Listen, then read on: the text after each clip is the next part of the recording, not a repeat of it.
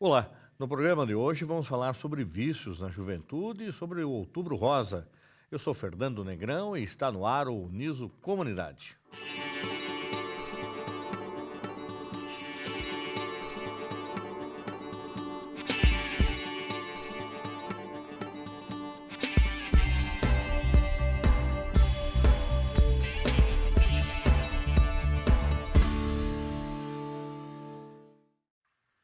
Acompanhe a reportagem produzida pelos alunos de jornalismo da Uniso sobre vícios na juventude.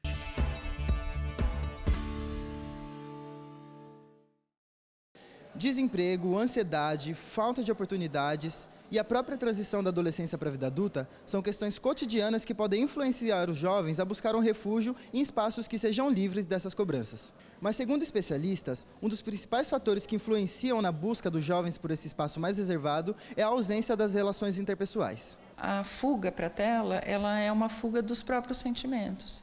Então, a tela ela acaba amortecendo os sentimentos, é como se o jovem que deveria estar lidando com sentimentos de frustração, de perda, ele acaba fugindo para a tela para não ter que lidar com aqueles conflitos, que são conflitos que fariam ele amadurecer. De acordo com a pesquisa TIC Domicílios, o número de brasileiros regularmente conectados à internet aumentou de 67% para 70% da população no ano de 2018. Os dispositivos móveis ficaram na frente em relação ao meio pelo qual a população mais utiliza a internet, totalizando 97% dos resultados, de acordo com a pesquisa. A gente começa a criar uma ideia de mundo que ela não é real. Então nós estamos ali dentro das famosas bolhas, num mundo muito confortável, onde todo mundo concorda comigo. Quando a gente vem para a realidade é outra, é um mundo da diversidade, onde as pessoas têm diferentes opiniões, ideias. E eu vejo que atualmente as pessoas têm ficado mais tempo na internet, nas redes de modo geral, justamente por essa sensação de conforto que acaba ajudando nessa fuga, né? Dentre as muitas finalidades que o acesso à internet possibilita, a troca de mensagens foi a que ficou em primeiro lugar em todas as regiões do país, segundo os dados da pesquisa. Contudo, para além da troca de mensagens, essa conexão também pode trazer seus aspectos positivos, pois facilita o acesso a qualquer tipo de informação, de qualquer lugar, por meio dos celulares e dispositivos móveis. No meu trabalho eu só uso internet porque eu cuido das redes sociais, então assim, para mim é o foco principal. Mas para a gente fazer trabalho, fazer pesquisa, tem os livros também na biblioteca, mas a internet é um meio muito mais rápido e como a gente está vivendo um mundo instantâneo, eu acho que a internet ajuda muito. No entanto, em tempos que o acesso à rede é extremamente facilitado, é necessário moderar o tempo conectado, para assim não se tornar dependente do celular e, consequentemente, da internet. É importante reduzir o número de horas da internet, principalmente quanto mais jovem, menor deve ser esse uso, por conta do tanto de atividades que a conexão com a internet está atrapalhando esse jovem de exercer.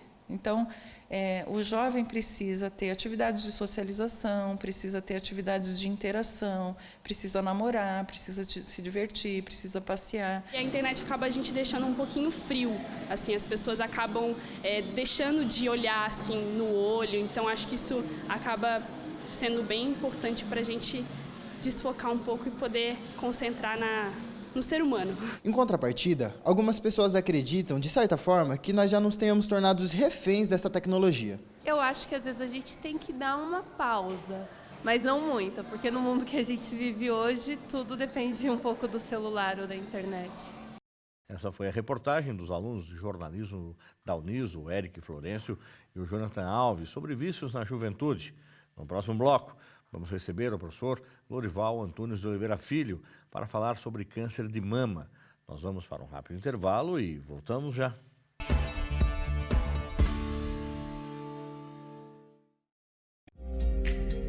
A Câmara Municipal de Sorocaba aperfeiçoa seus meios de comunicação com a sociedade, ampliando a transparência e dando visibilidade aos trabalhos realizados pelo Legislativo da cidade de Sorocaba. No Facebook, a comunicação das matérias ficou mais leve e direta, facilitando o acesso e a rápida compreensão dos temas discutidos. Hoje temos transmissão ao vivo através de lives, enfocando atividades internas e externas dos parlamentares. No Face você também encontra eventos para audiências públicas, campanhas e fotos exclusivas da cidade. No Instagram você pode acompanhar campanhas, a atividade dos servidores e enfoque diferenciado no IGTV e nos stories do Insta. Nossa audiência só aumenta e hoje os trabalhos da Câmara são acompanhados pela TV Câmara e pela Rádio Câmara em todo o mundo. No Face alcançamos mais de 10 mil seguidores. No Insta, triplicamos os seguidores, que chegam a mais de 1.500. Além destas ferramentas, você pode mandar o seu alô, crítica ou sugestão para o nosso WhatsApp. E pelo Twitter, você acompanha instantaneamente notícias e dicas quentinhas, 24 horas por dia. Câmara Municipal de Sorocaba, com você em todo lugar e nas mais diversas plataformas de comunicação. Compartilhe essa ideia, compartilhe cidadania.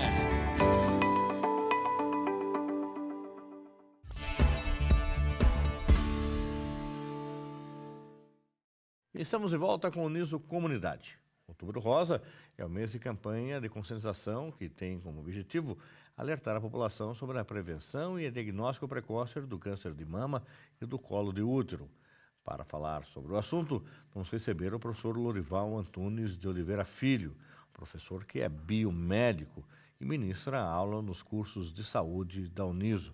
Professor Lorival, muito obrigado pela sua presença. Vamos começar explicando, dando orientações, quais são os sinais de câncer de mama. E até queria levantar uma questão com o senhor.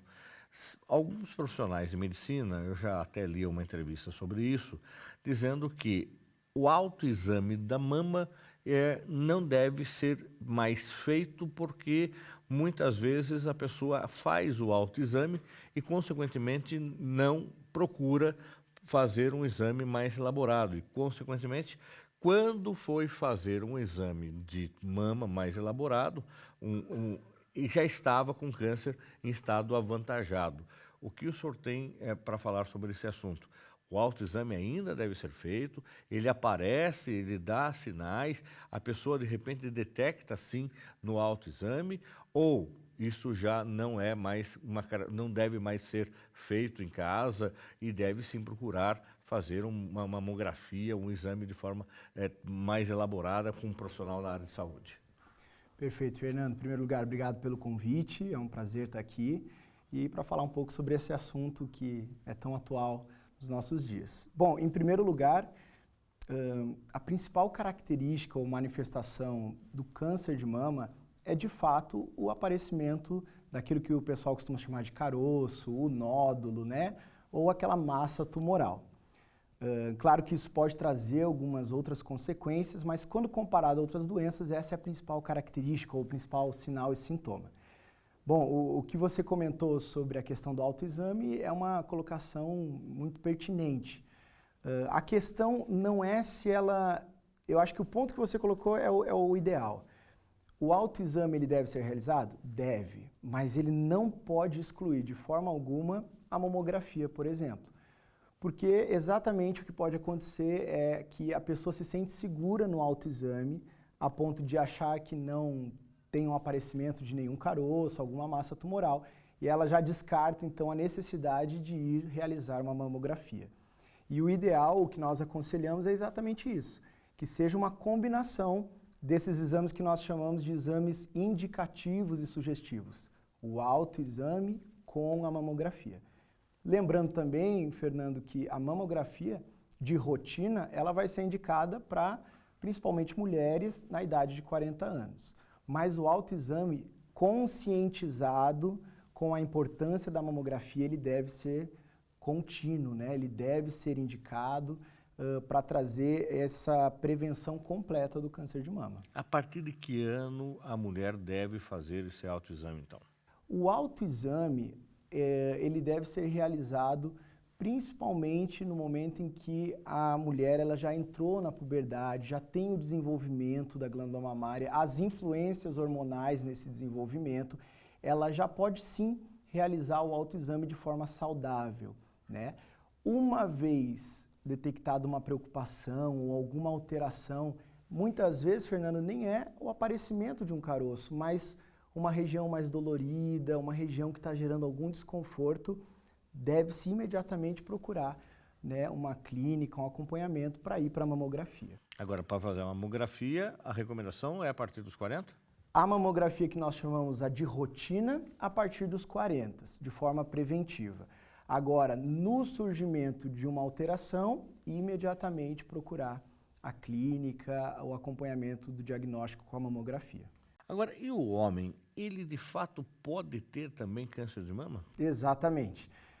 Existe quase que uma teoria de que imagina-se que o homem, por não ter uma glândula mamária totalmente reproduzida, né, totalmente, na verdade, desenvolvida, imagina-se que ele não pode desenvolver o câncer de mama. Mas isso é mito.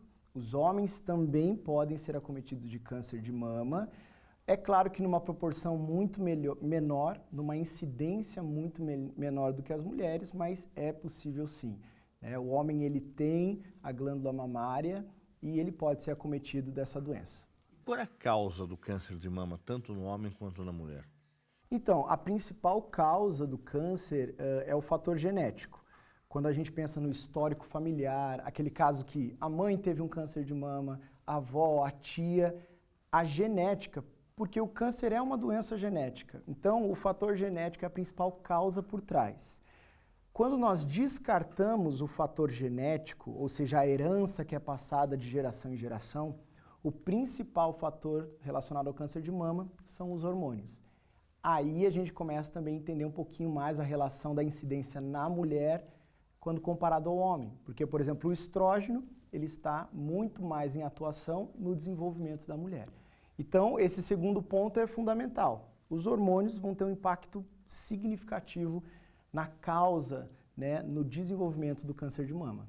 Agora, se de repente eu já tenho uma situação genética na família, uma situação, uma herança genética aí na família, de mãe, de avó, enfim, eu tenho como evitar ou como prevenir o câncer de mama? Olha, você tem algumas possibilidades, né? Nós temos o clássico caso relatado da atriz Angelina Jolie, que foi mais ou menos por esse caminho, né? Ela teve casos na família, mas o que pode se fazer? O caminho que a Angelina Jolie tirou, né? Isso, ela fez a retirada da glândula e posteriormente também dos ovários, né? Do útero, por causa que o câncer de mama e o de útero tem uma relação muito próxima. O principal caminho seria o aconselhamento genético. O que seria isso? Chegar diante de um profissional geneticista e relatar, olha, percebi tantos casos na minha família, eu queria verificar a minha probabilidade de ter câncer de mama. Nunca é uma afirmação. No caso da Angelina Jolie, por exemplo, confirmou-se que ela teria probabilidade de 80%, 85% de ter. Não era uma certeza, era uma probabilidade. A partir da probabilidade, aí existem alguns caminhos. Por exemplo, no caso da atriz, o que foi aconselhado?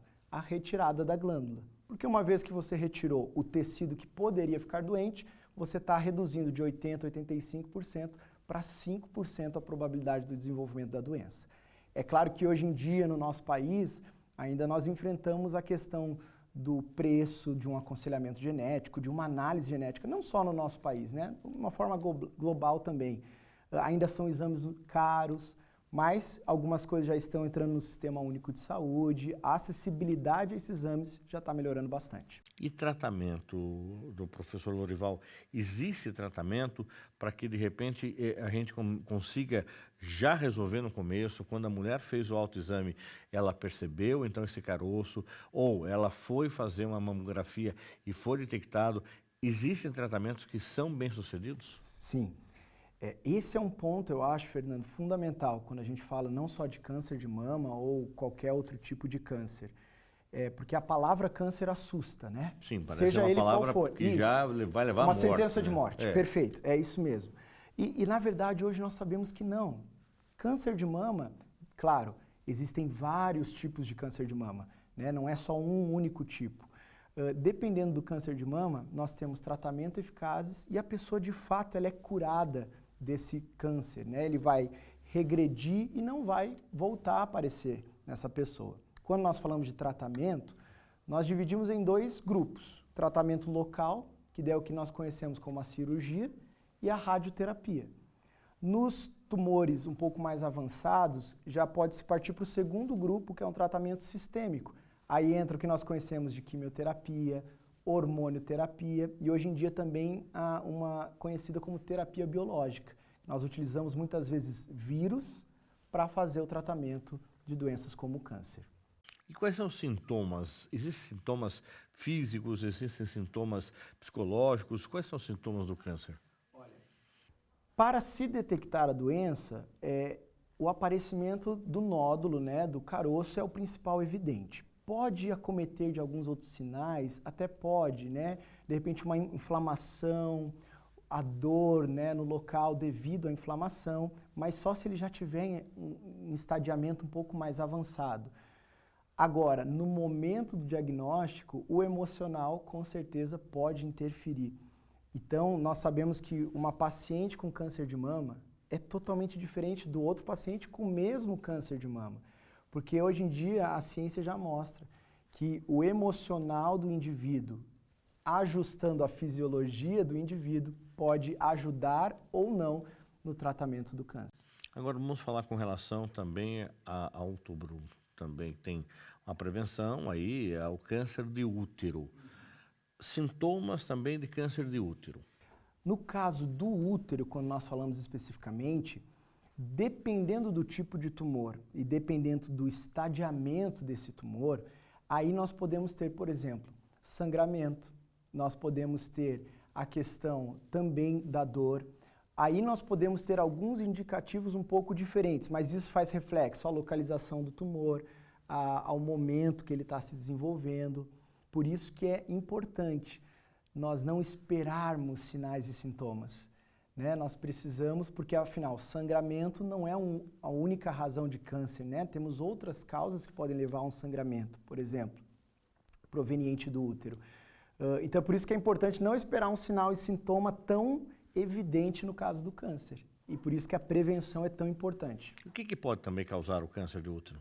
Os fatores relacionados ao câncer de útero são semelhantes ao do câncer de mama. Nós destacamos a genética, em primeiro lugar, e depois nós temos também os fatores hormonais. Eles são muito semelhantes. Por isso que quando nós buscamos analisar o câncer de mama no indivíduo, nós também nos preocupamos com a região do útero, por causa dessa relação deles muito próxima. Ter sido mãe, ter tido gravidez, alguma coisa, não tem nada a ver, a pessoa ter tido uma vida, ter tido gravidez com relação ao câncer de útero não impede? Existem alguns fatores sociais do indivíduo, como a gravidez, ou até mesmo alguns outros fatores relacionados ao estilo de vida, que sim, podem influenciar. O impacto talvez não seja tão significativo quanto esses que eu mencionei, mas eles também podem ser fatores importantes no caso do útero, do câncer de mama também. Com relação a tratamento, então o senhor já deu uma ideia do tratamento. Agora, existem novidades, novas técnicas, novas tecnologias de tratamento que não sejam tão invasivas, por exemplo, como retirada do útero, retirada da mama? Existem algumas coisas, algumas pesquisas que estão levando, apontando para algumas coisas novas que a gente pode ter acesso da população? O avanço da tecnologia, ela traz melhorias, seja o setor que for. No caso do tratamento, o avanço da tecnologia ele tem desenvolvido melhorias. Primeiro na cirurgia. Cada vez as cirurgias estão menos deletivas ao paciente, elas estão cada vez mais preservativas do órgão, estão mais localizadas na tentativa de retirar apenas aquele tecido doente. Agora, em relação aos tratamentos, a tendência é cada vez mais nós sairmos da radioterapia, da quimioterapia e caminharmos mais para hormonioterapia e terapia biológica. Essas terapias que têm surgido hoje em dia, elas são cada vez mais específicas apenas para o tecido tumoral e cada vez com menos reações para esse indivíduo. Então hoje já tem terapia, hormonoterapia, por exemplo, que o cabelo não cai, que o enjoo é reduzido, que todas aquelas consequências que acaba trazendo a quimioterapia e a rádio, nós podemos encontrar essas melhorias nessas novas terapias. Agora, doutor, dá para a gente falar que uma campanha que acaba enaltecendo um único mês serve de alerta para o resto do ano? Essa campanha é importante a gente frisá-la aqui em outubro, mas que ela não pode ser esquecida? Perfeito, Fernando. Eu acho que assim, o mês de outubro é importante, que é um mês que nós juntamos forças, nós focamos nesse tema e nós ampliamos a nossa rede de comunicação. Agora, dizer que um mês é o suficiente, nós sabemos que a resposta é não, porque nós precisamos de constante conscientização da população, dos profissionais da área da saúde, em todas essas orientações que nós estávamos conversando aqui. Seguindo essas orientações, nós podemos eliminar os ditos populares, as culturas populares, os mitos sobre a doença e daí sim conscientizar de forma significativa a população. Então tem que continuar, não tem como. Professor Lorival Antunes de Oliveira Filho, muito obrigado pela sua presença. Eu gostaria que o senhor disponibilizasse também um contato, quem quisesse conversar com o senhor, como é que faz? Perfeito. Seu e-mail institucional. Perfeito. Eu agradeço, Fernando, então, mais uma vez o convite, é sempre um prazer estar aqui conversando, né, conscientizando.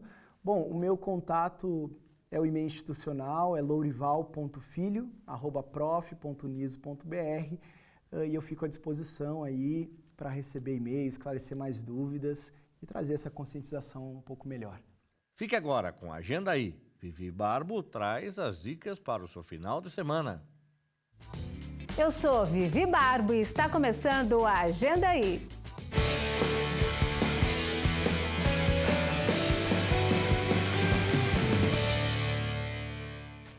Sem Aviso marca a Semana de Artes Visuais de Sorocaba. Agenda Aí, de 20 a 26 de outubro. O evento acontece em diversos pontos da cidade. Uma semana dedicada à arte. Exposições, feiras, mostras e oficinas. Confira a programação e participe. Informações semaviso.com. No dia 20/10, você confere também Os Aventureiros, com Lucas Neto.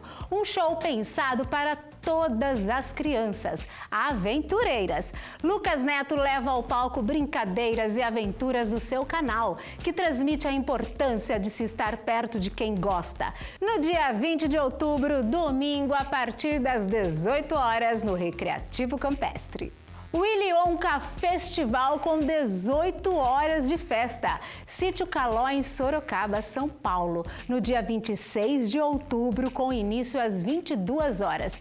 Maiores informações pelo www.simpa.com.br/Willy-Wonka-Festival. E até o dia 31 de outubro acontece aqui, na Universidade de Sorocaba, a exposição Vi Por Aí, com fotos feitas durante uma viagem de 20 dias pela Europa, do jornalista Fernando Negrão Duarte. A exposição tem o objetivo de mostrar pontos que o turista enxerga, mas a partir de ângulos diferentes. De 5 de novembro a 9 de novembro acontece o Febre 2019, festival e conferência de música, com produtores, bandas, músicas, jornalistas, pensadores e mentes inquietas. Na Rua Barão de Piratininga, no Jardim Faculdade. Sesc Sorocaba. Ingressos à venda no festivalfebre.com.br. A Parmegiana da Catedral acontece dia 10 de novembro, domingo, das 13 às 16 horas. Local, Ipanema Clube, valor R$50. E quem disse que não se pode voltar no tempo? Dia 19 de novembro tem festa na Factor Music, Rua São Bento 113. Uma festa para relembrar das famosas festas da espuma, dos grandes shows e bailinhos que ficaram na memória de milhares de sorocabanos. Então, agenda aí, dia 19 às 22 horas. Os ingressos variam de R$20 pista a R$70 camarote. Gostou? Então agenda aí para não perder a programação cultural e de lazer de Sorocaba e região. Toda semana no Focas na Rede. Nos siga nas redes sociais.